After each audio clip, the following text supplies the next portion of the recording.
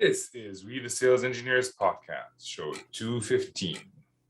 Welcome to We the SEs Podcast, the show for sales engineers by sales engineers with your host, Ramsey Majaba. What's up, SE Nation? Welcome back to another episode. My guest for today, his name is Woody Evans, VP of Presales at Delphix.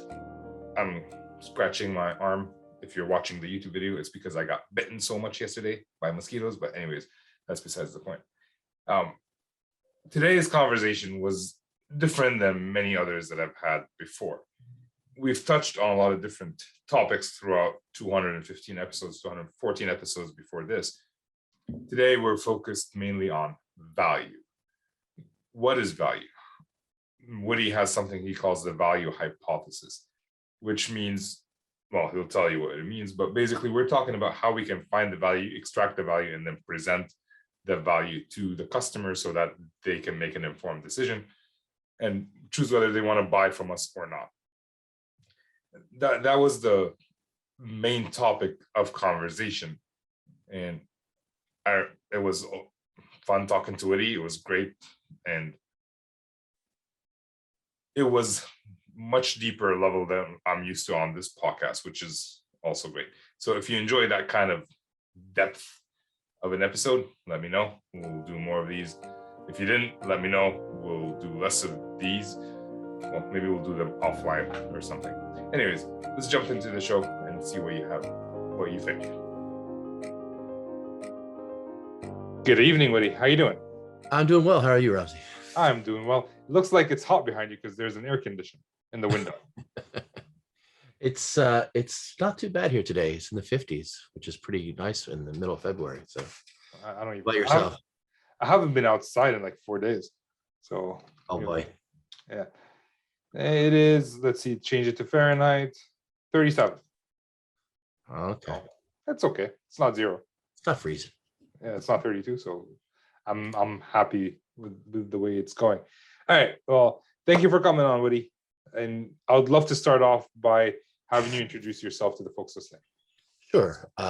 Woody Evans. I run pre-sales at a company called Delphix, which has been engaged in sort of the TDM DevOps and data for DevOps space for about 10, 12 years now. Before that, I was with L3, worked at some of the Army's data strategy type of work. And then before that, I had 10 years at Oracle and then a stint before that at AT&T Labs. Okay, so you've been to a couple of places. Been a few places, been around a little bit. Have you noticed that sales engineering or pre-sales or whatever we want to call it changes from one company to another, or is it almost? Oh, absolutely. Okay. Right. There are absolutely distinctions. You know, there's distinctions, for example, between enterprise sales and transactional sales. And when you hire for one of those jobs versus another, there's definitely different skills you look for, right? And in terms of sort of where it's gone, I think, pre-sales has definitely grown up in the last 8 to 10 years and has gotten a lot more sophisticated, there's a lot more, specialization, different areas of pre-sales that people have sort of sewn together. So it's starting to become a real, a discipline of its own. It's starting to emerge as a real profession in industry. It used to sort of be the best kept secret, I think. And now it's really becoming a profession, especially with the advent of things like the PSLC, and a couple of those groups outside. So like transactional and enterprise sales, the name sounds self-explanatory, but can we dig in a little bit deeper and understand what do you mean by transactional sales engineering and enterprise sales? Sure. Well, so if you're selling a product that's worth 10K, your job is to try to get on the phone and sell someone on that phone call, right? Yeah. So, I maybe something like a Tableau or something, right? There's a specific market for it. It has a specific utility. And if it hits someone's, needs right then and there, 10,000 is usually below the approval limit for somebody who can be a director of something, right? Right. So it's right into the right niche. But if you're trying to sell a piece of software to an enterprise, a Fortune 5, that's going to be, 7 figures or multiple 7 figures, it's a complex deal. It requires a lot of different skill sets over a long period of time. You have to know how to sustain that. You have to be able to build a great business case, a good value hypothesis, an ROI, if you will, as well as sort of know where to go when things go awry, right? Where are the danger zones? How do I handle objections for things I don't know what to do with, and so forth. So there's a lot of I spend a lot of time, for example, when I interview, looking for these skills on what we call the role play interview to make sure that a potential pre-sales person has them. Right. Because you have to be able to be comfortable in the hot seat of the customer. I would argue like transactional doesn't necessarily have to be less than 10,000 K. I would argue like anything that it's not complex, even if it's expensive. But let's say someone like a Windows or someone buys something over and over again, even if it's like 100K every time, you're not going through the entire process the entire time. It's just maybe a little bit more post-sales support than pre-sales at that point. Yeah, I think you're right. It may be the bent of a startup that we always have to come in and create space with none. So we're sort of always forced to push in to get where we need to go. So yeah, I mean, I work for a company where I have like 3 or 4 customers that are very large and they always buy from us, and then a bunch of smaller customers where I have to get new customers. So I can see like it's transactional for the big companies that already know what they want. They just tell me, hey, I want 5 of that, send it to me, versus a new company where you're trying to be more advisory in an advisory consultative role. So I noticed that. And so when you talk about like you were talking 7 figures, I find a lot of companies might have a problem paying 7 figures for anything. And so we always end up talking about ROI. Yeah, that's exactly true. I mean, and actually I sort of refer to it now as value hypothesis, because that's exactly right. Sticker shock is a universal problem. Yeah. And if you're competing on price, you're going to lose, right? Yes. There's no winner in that conversation. So yeah. When you come to a customer with a value hypothesis, right, it's trying to quantify the benefit in such a way that you understand the motivations of the buyer, and they may be driven by things that you're not even aware of. And you also have to be prepared for the fact that you have to present this value hypothesis to several different layers of the company, and they're going to interpret each layer will interpret it differently, right? Yep.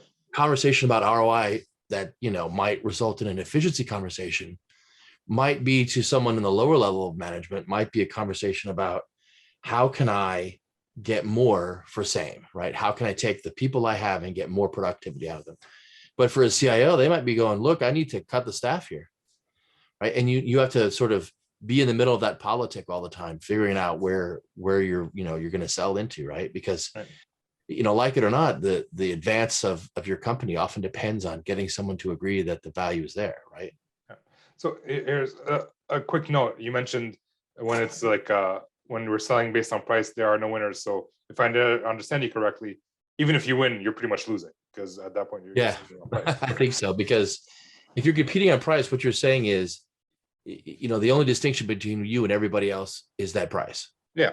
So anything unique about you, anything value about you, it all comes down to how can I classify you as numbers, and that means you're like gasoline, right?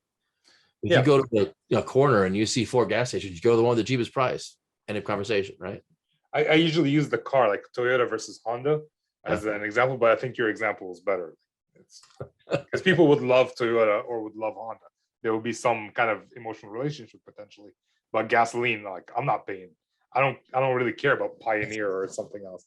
So I like that. I'm gonna steal it from now on. Okay. So when we're talking about value hypothesis, you mentioned like every level might have a different need. So as an SE who's coming in to talk to people, I don't want to tell them like, oh, this is how much ROI you'll get back, because it might be different for them. How does this conversation start about value hypothesis, and when does it start?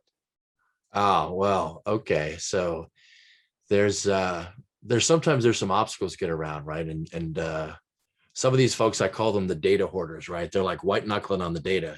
They don't want to give you data, because if they do, then you're going to get a great ROI and they'll be at a disadvantage. So you need a little bit of that ROI jujitsu, right? So I will take industry studies, or I'll take our own models, and I'll say, look, this is I'll take the simplest possible data, the data they have to give me for me to even give them a prize. And I'll base it on that. And I'll say, look, here's iteration 1. And it's not perfect, but every time they object, it's an entree that you can use to ask for better data, right? So it sort of gives them a dilemma. Either live with the model I'm showing you or tell me how it's wrong. And most of them will give you some leeway. And as soon as you get into that leeway, you can use your relationships higher up to push down that sort of conversation, because, C-level guys, they always know, or C-level women as well, always know that there's some value to be had here. Otherwise, you wouldn't even be in the conversation, right? It's sort of like if you go to a car dealer, right? If you don't have any money, there's no conversation to be had. But if you do, they're gonna find a car for you, right? That's why, like, the first question I like to ask whoever I talk to is, why did you agree to meet with us, or why did you want to talk to us? Because sometimes it's being forced by their bosses, and sometimes they want to talk to us. And Absolutely, I agree. Good to know early on. So there's this other thing though, right? Which there's a lot of ways that these things can get off the rails and get sabotaged. Oh yeah. And especially with people that might not be fully, that might be giving you lip service, or might be a pocket veto or whatever. It's important for you to have that self-awareness to know that you can really get off the rails fast. And there's something that I call the trap of perfection, right? So, at the top level, I like to apply have you ever heard of this guy, Guy Kawasaki? Yeah. So I think his principles apply to ROI as well. That is, there's not very much you can put into the top level ROI that's going to make it all the way to the top level person who signs the check, right? So when you're building the ROI, you can't be too complex and you can't be too broad, right? Every time you open up a new avenue to discuss something, that's a new avenue for objection as well. So there's sort of that art and science of picking what's the substance of the value hypothesis.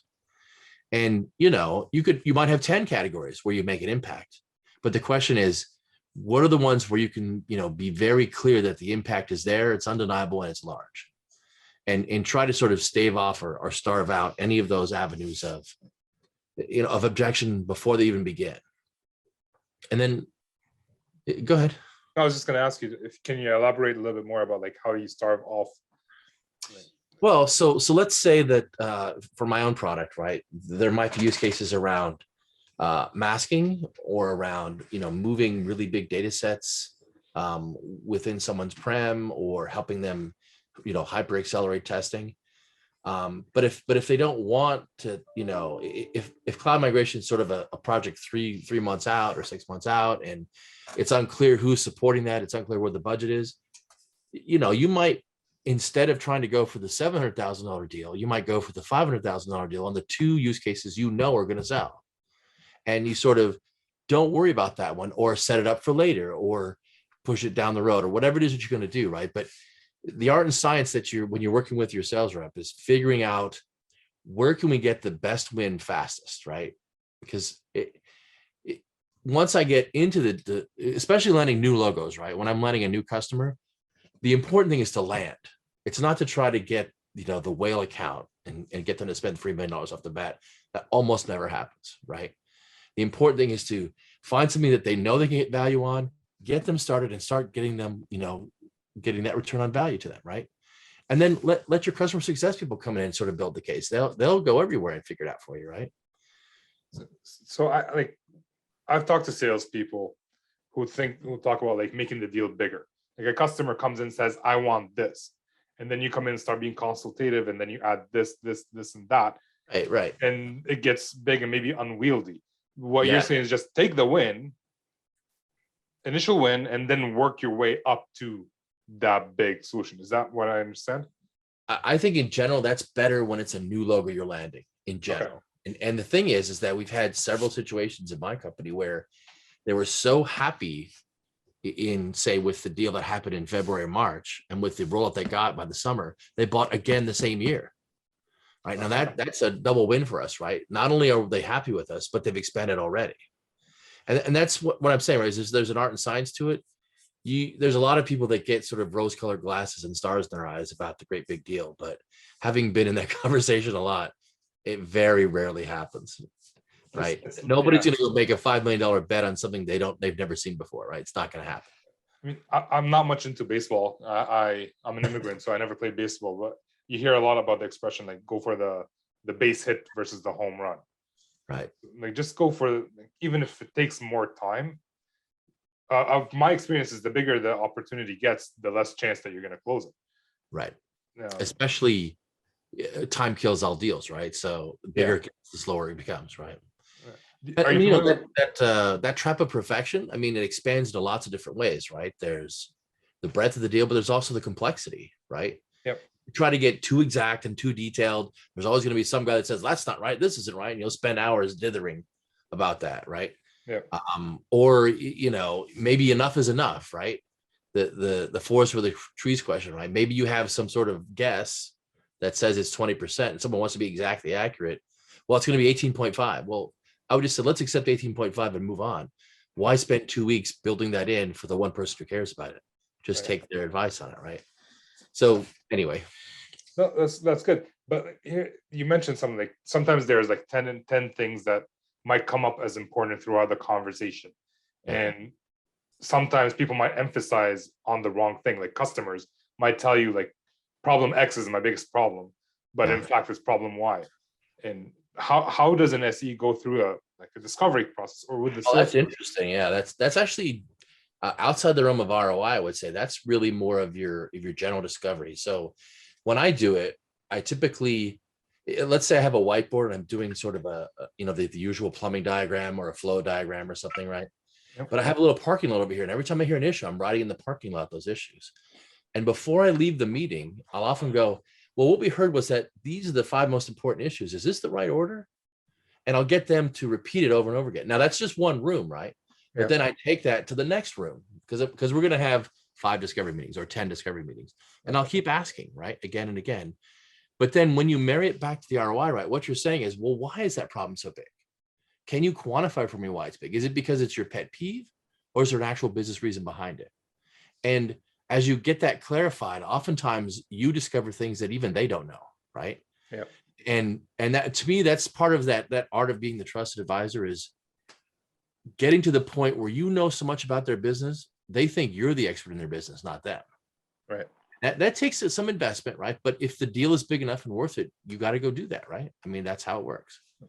The reason I brought it up as part of the ROI discussion is a lot of times we don't go through that. We don't go and write down these are the top 5 things. And then we start talking about ROI in terms of that one thing that someone said, and we're way off base. That's true. Right. And it's a listening skill, right? I mean, if you want to be a great listener, you have to sort of spend more time listening than talking, right? And if you've ever read some of these, other, skills of discovery and so forth, I taught a class on business discovery a couple years back, using open-ended questions and using probing questions and closing questions and, reaffirming what the customer said and so forth. There's a lot of different ways you can do. There's all sorts of courses, right? There's people use MEDDIC, people use, design thinking. There's just all sorts of ways you can run this discovery. But at the end of the day, it's making sure that you're not imposing your vision on the customer, but rather you're reflecting the customer's vision of where they want to go. Yeah. I mean, it would be nice that my vision is the same as their vision. And if it's not, Right. I either have to move their vision to mine or I have to move mine to theirs. And well, so then there's this little technique I use when I do my ROIs where I try to actually write the quote of the person who said the thing in whatever meeting it is next to the line in my ROI that I'm using to say, this is the value I use to make this model. Because then I could say every time to the leader, right? Well, when I was in this meeting, Ramsey said this was 5. Right. And then the question becomes, well, did you say that, Ramsey? Rather than you got that wrong, Woody. Right. Or Mr. Pender. And that's the whole idea, right? Is that you're building your case based upon what they said. And as I often tell the folks that work with me, right? Think of a piece of paper where it's black on the bottom and white on the top. We live every day in the black space. We know all about this space, but all the work and money and value is in the white space. So if you can't figure out how to ask questions in that white space, you're not going to get too far with your value, right? You need to understand what you don't know, not what you already know. yeah, I was working with one sales engineer. The customer had said, I want to do it, like, I want to talk about this product. And the first thing we did, like, when we jumped into the meeting, we did the introduction. He jumped in and just started spieling that product without actually verifying that the customer wants that product and just hear about it from somewhere. Now, what's the point of the statement I'm making? I have no idea because I forgot what it was. But let's assume it's a very smart point and move on.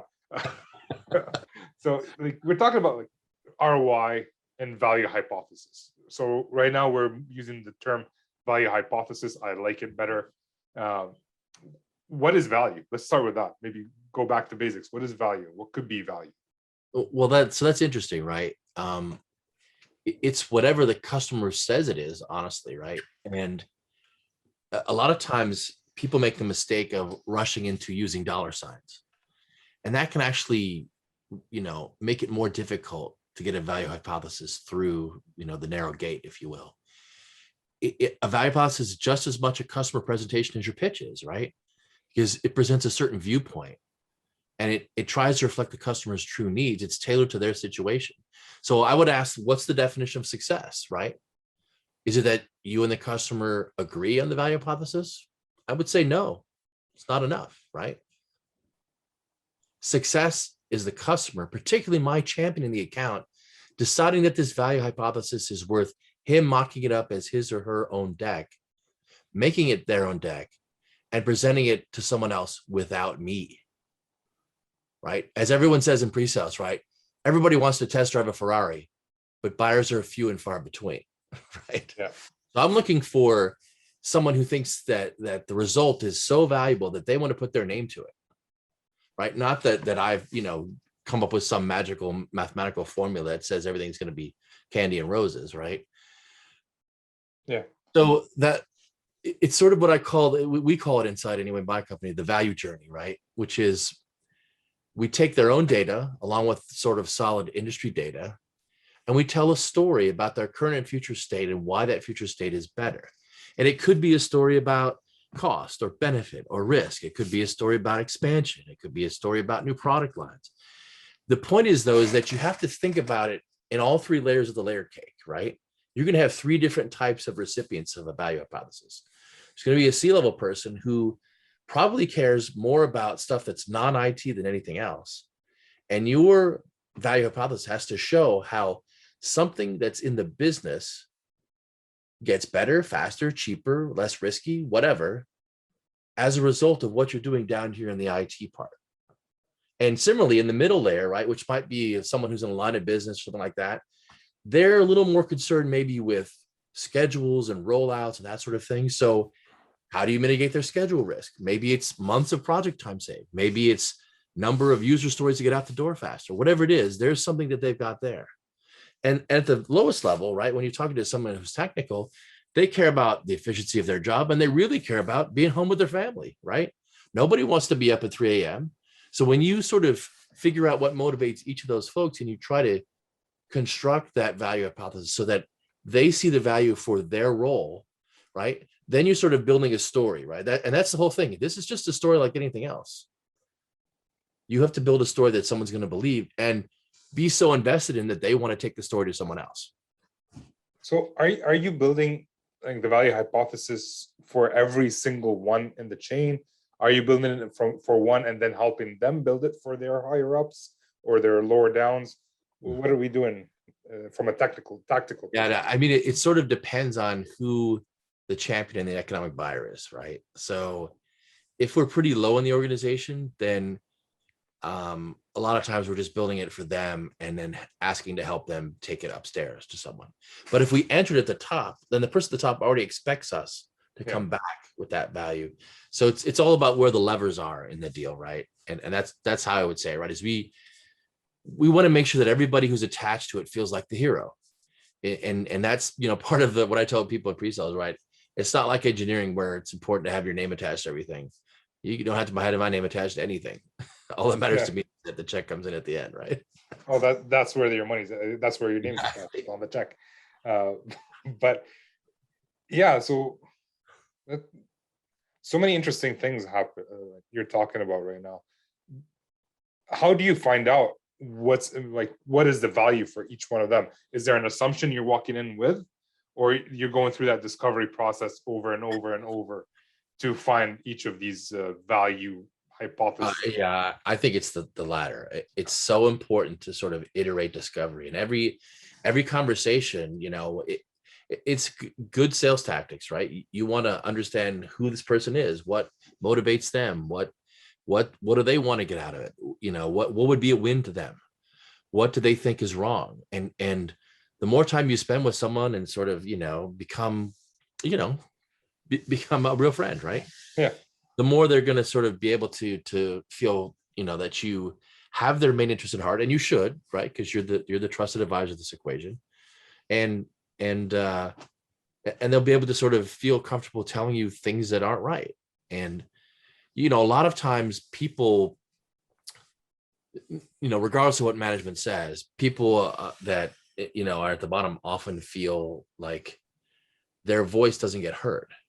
But if you can hear that voice from one or many people and amplify it, a lot of times that's this thing that can tip the scale, because there's always that fear of putting yourself on the line, right? And so you're always looking for that one or two persons that will do it, but not everybody will, right?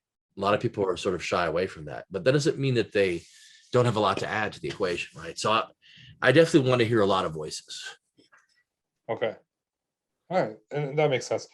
So sometimes, like when you're talking to people, their value like the value they're looking for is not necessarily what your company does, Right. right?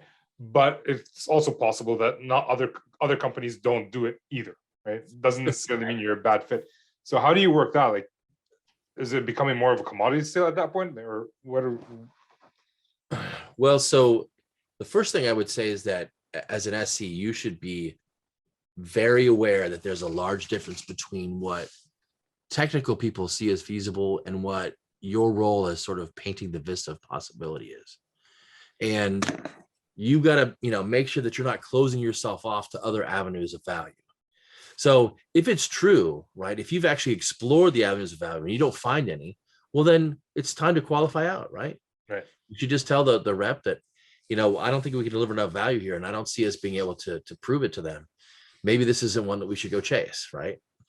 But a lot of times what we do is we decide that since one thing isn't working, another thing won't work either. And that isn't what we want to do, right? What we want to do is continue to explore, because for example, in this last year, I had a deal where I was, pretty far in, doing pretty well, come to find out that they just really, what we were going to pitch them wasn't going to work for them at all. Right. So instead of completely bailing on the customer, we just said, look, we need to have a different entry point. So we started somewhere else. We could still reuse a lot of that ROI we had, because a lot of the assumptions were the same, but sometimes the sales cycle has to go somewhere else to be successful, right?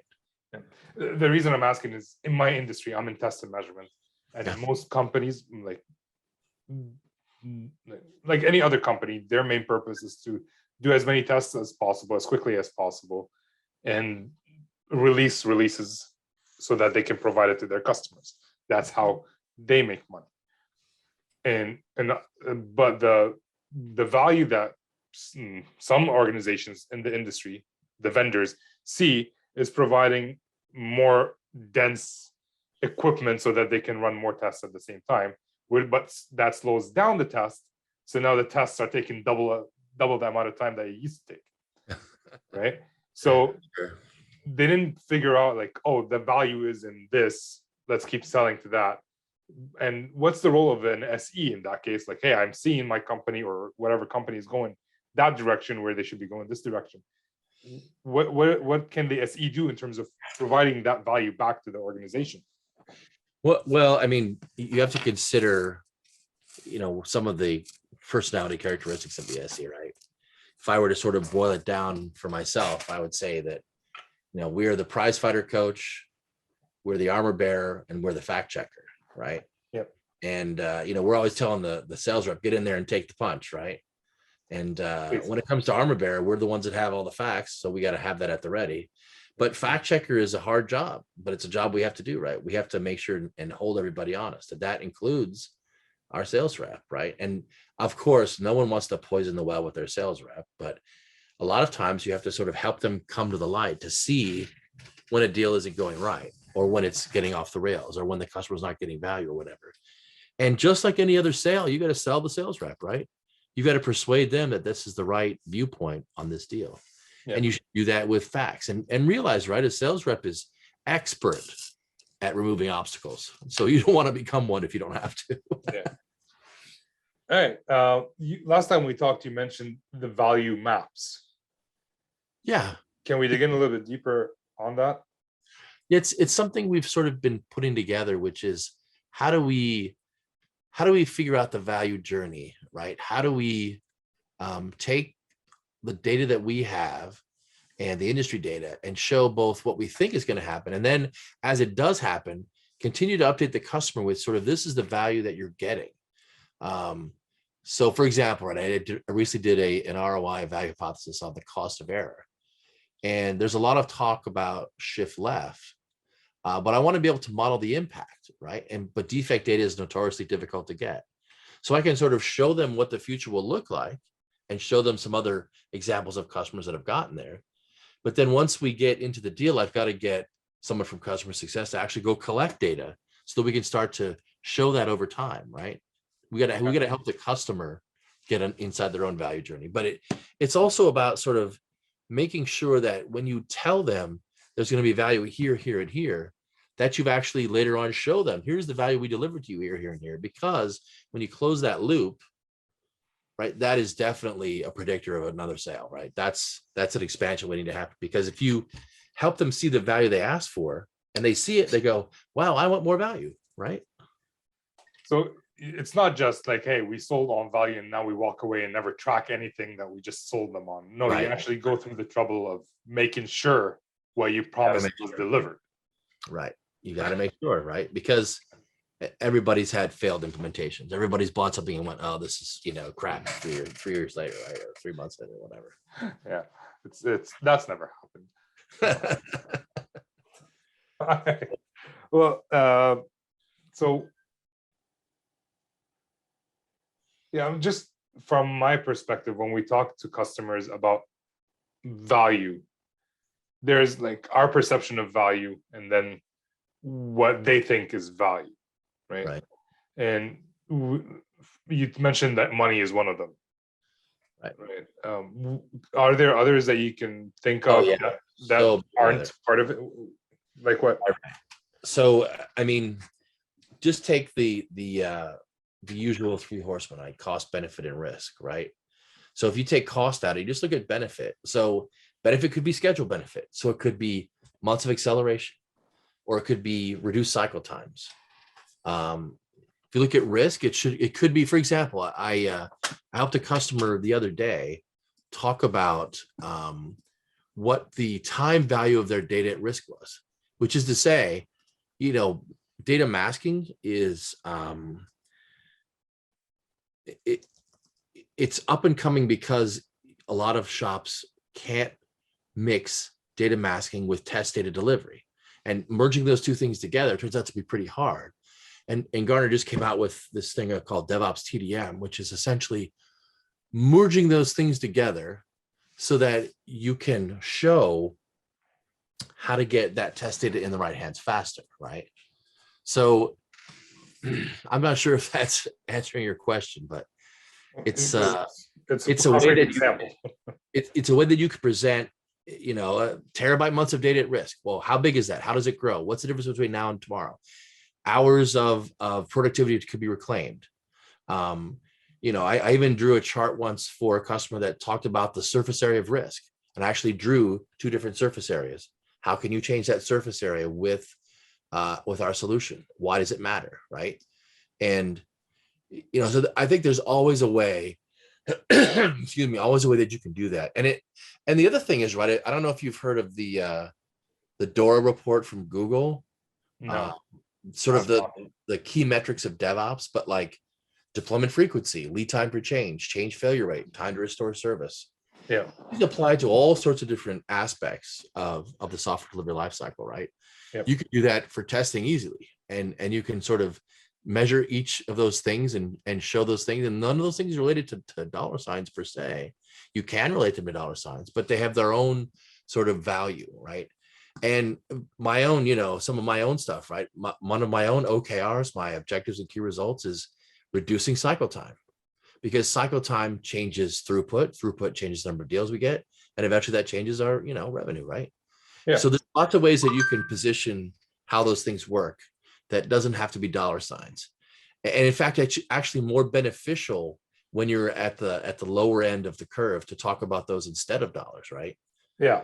because it Yeah. gives you, so there's a couple of strategies. I can talk about it if you'd like, a couple of strategies that I think about when I do those. Yeah, please. So one strategy is to have an ROI where you could sort of toggle between the idea of do the same with less versus do more with the same. Right. That means you can sort of pit both strategies into the ROI so that if someone wants to talk about productivity, right, it's more of the same. I can go ahead and figure out how much more productivity I can get out of it. But if in the same model, someone says, well, I want to worry about how to do exactly what we have now with less, then you can pivot that model to get there, right? And those metrics don't have to be dollar denominated. They can be hours, they can be RF, full-time equivalents or whatever, right? Yeah.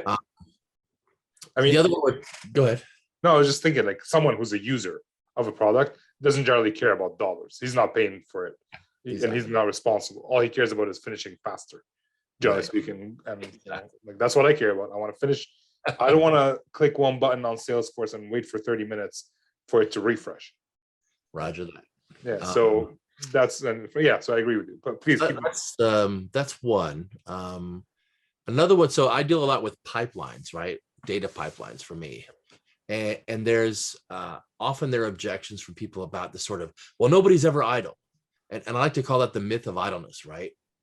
And I don't know if you've ever heard of total quality management or maybe some of the principles of Gene Kim or whatever. But essentially, pipelines have a lot of specific things that people don't think about, right? And an ideal pipeline, for example, is much different than the usual pipeline that someone has. And no matter how hard people are working, if that pipeline has more parts or more steps, or the steps have more complexity, or the parts don't fit well together, there's enormous room for improvement, even if everybody's busy, right? And so that's sort of one thing I like to shift to the side, right? Let's get rid of the idea that busyness equals productivity. That's just not true. The second thing is that one of the insights of TQM is that no matter what pipeline you have, every pipeline has a bottleneck. It must have a bottleneck.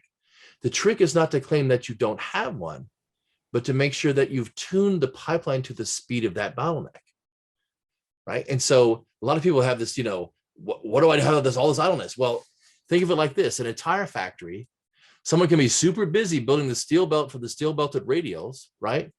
But if they're going faster than the rubber curing stage, all you're doing is building up a bunch of steel belts that you have to store somewhere. And it's even better than that to automate the building of steel belted radials. And still better to figure out how to build tires that don't need steel belted radials, right? Right. So from an ROI perspective, building that new pipeline, that vision of the new pipeline, you have to get them to understand and believe in that there's a way to build a strong future state that's going to be different than their current state and has different presumptions.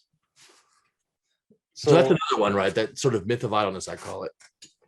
Yeah, but you're going beyond just proving value. You're kind of changing the way people think about certain problems. Yeah, of course, right? You have to, if you're going to paint a picture of a future where the pipeline is different, you have to show them the new pipeline too, right? And actually describe to them how it's different. But you could quantify that, right? Yeah. So let's say I quantify the output of the pipeline and the cost of each step of that pipeline. Well, if I change the rules about those steps by changing the complexity or take it a step out or whatever, I'm going to change the number of resources that go in, the time it takes to do it, the throughput of the pipeline. And if I come out at the bottom in my value hypothesis with those three metrics, well, now you got something to talk about with somebody, right? Yeah. That's a real valuable change. That can have some real impact. Think about if I did it for testing, right? If I could take your testing cycle down from 2 weeks to 1 week, that changes a lot of your ability to produce, code out the door, right? Yeah. It was so something you mentioned earlier, like it's not your vision, that's theirs. But from what I just heard from you, you have a vision for them, and you're trying to get them to see it. Basically. Right. So in other words, applying the principles that we have to the vision, to the existing thing that they have, to show them how they can do what they have now better. Yeah, it's like current state versus future state. Right. You're basically the usual mantra, right? You All gotta right. do future. Okay. So go ahead. Well, another one would be sort of the usual DevOps stuff, right? Wait, waste, and rework. No matter what ROI I'm doing, I can pretty much tell you that if you are doing something better, you can quantify something as wait, waste, or rework, right? Even better, though, is that when someone objects to it, almost always the objection has within it the seed of one of the other two things, right? Well, I'm not going to wait anymore about it. But what happens then, right? So somebody was telling me, my people don't wait around. They don't do nothing. You're right. But let's look at what they're doing. If they're waiting, for example, for a data set so they can conduct testing, and when they can't get it, they start to write their own data, that's wasted time. They're not idle, but it's wasted time, right? So that goes back to that myth of idleness. You can use that DevOps thing to really twist how they're seeing it, right? Or they can watch YouTube until they get the data set. That's right. That's what I would do. Don't tell my boss. All right. So this has been great. We need to move on to the not so fire round. These are the same 4 questions I ask almost every guest, and I'd love to hear what you think. So we're talking a lot about value, and this is part of sales engineering.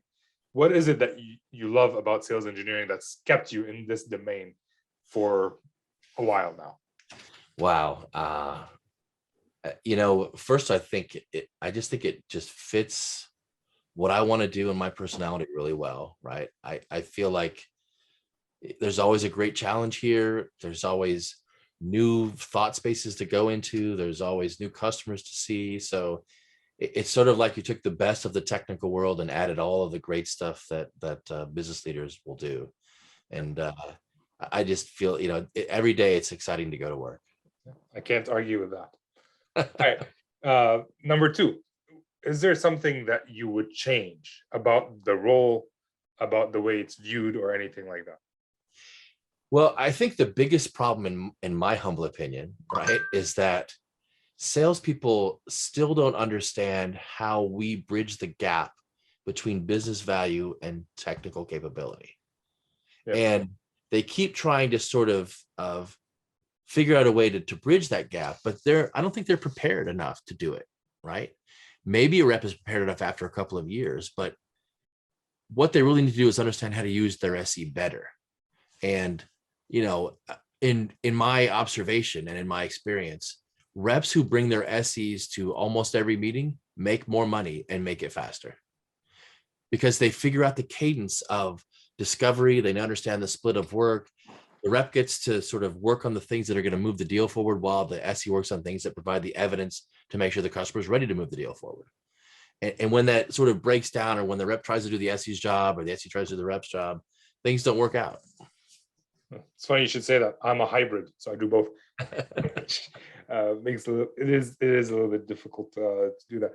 But it's probably an enterprise sale thing. I don't know if it's a other kind of sale thing, but it's definitely the enterprise sale thing. Well, yeah.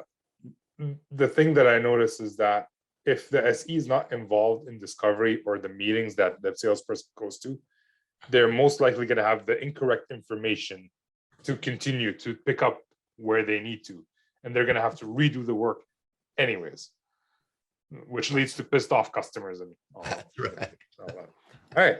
So is there a resource that you would recommend for people to learn more about, like, value hypothesis and that sort of thing? Oh gosh. Are you going to write a book about it? Let's put it that way. That would be. Please write a book about it. I know I've read a lot of different books in the discovery space, but I don't recall any great books in the ROI space.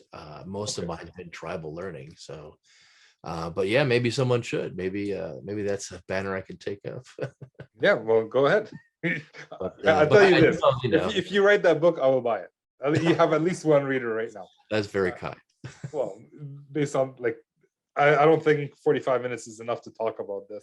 But I appreciate that we were able to get through what we got through. But I would read it. But a book about discovery, what would be a good book then? Oh, well, there's a lot of, like, Never Split the Difference I like, because you sort of, there's one called, I think it's called Critical Conversations. Okay. Great Demos, another good one that's sort of an oldie but a goodie. The Challenger Sale, I like that one.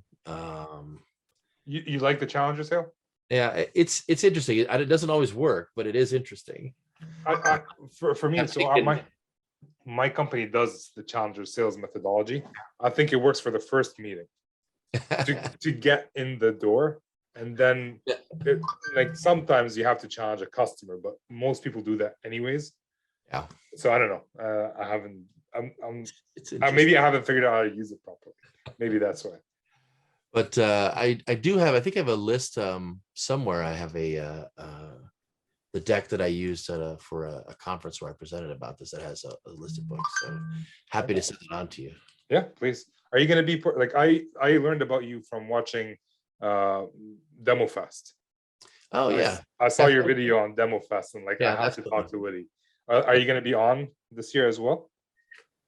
We are in the we have submitted, but we have not yet heard approval yet. Okay. Well, so let me know. If so, this will probably be the topic. Okay. Because it's timely. Good. Then you get on there, do the presentation. I will write everything down and send it out as a book. Put my name to it. All right.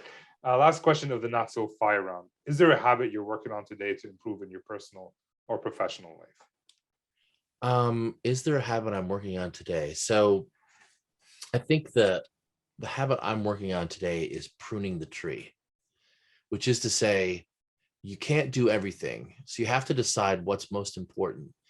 And the key is not the saying of yes, but it's the saying of no. And just today I had someone say, do you want to continue down this avenue? And I said, look, we need to say no to this. Because what we're doing is we're spending a lot of time reviewing something that's never going to happen. I know that we have wishes and dreams and hopes that it would happen, but it's not. So let's stop doing that and start doing something else. And it's just like with the reps, right? You have to qualify your own time. Yeah. Because there's only so much of it, right? All right. So Woody, we've come to the end of the conversation. Is there a question you hoped I was going to ask you and I didn't? Well, usually people ask me sort of what's the thing that gets in my craw about these things. All right, please. So I think the big thing that gets in my craw is when people try to make the specific into the generic. So a common way a detractor resists an ROI is to claim that some little problem they have is so big that the value of the ROI has to go out the door. And if this is actually true, then maybe it's time for us to walk away. But many times, this is just someone taking a very specific case, right, and making it general. So I have to switch into my sort of risk analysis mode, right? What's the actual likelihood of this thing happening? How much of this is Pollyanna, right? What's the real impact if it does happen? And if I account for those two things, does it really materially impact the ROI? Because, everybody, I've had guys go, well, if this and this and this feature of Oracle turned on, then this could happen and that could cause the entire system to come down. Okay, has that ever happened to you? Well, no. So then why is this a risk that you care about? Well, it could happen. Well, you're right. Anything could happen too. Yeah, anything could happen. All right. So anyway, well, it's been a pleasure talking to you, Ramsey. Likewise, Woody. If people want to reach out and connect, where can they do that? You can reach me at woody@delphix.com, WOODY@DELPHIX.com, or you can reach me on LinkedIn. Right. I'll put your LinkedIn in the show notes. I'm not going to put your email in the show notes. They can reach you there. Woody, this has been a pleasure. Thank you so much for coming on. I appreciate that. Cheers. And that brings us to the end of the show. Thank you, Woody, for coming on and sharing your knowledge with us about ROI, value hypothesis, and just highlighting value for the customers. And you notice that a lot of value, we cannot actually articulate value as if we don't do a proper discovery. We talked about a lot of things, which it was fun. What do you guys think? That's the more important part. What did you guys think? And I'm happy to hear your thoughts in the comments, whether it's on YouTube, if you're on YouTube, or on LinkedIn, if you look at my posts there, or Twitter. So let me know what you think. Another plug for the SE hotline. If you're looking for help, if you want to up your game, if you want to be able to figure out the proper ROI and need some help with that, check out the SE hotline. It is there for you. And if you have any questions about the SE hotline, let me know. I mean, that's my job, basically, to answer questions, amongst other things. Anyways, I will see you next time. With that, this is me signing off.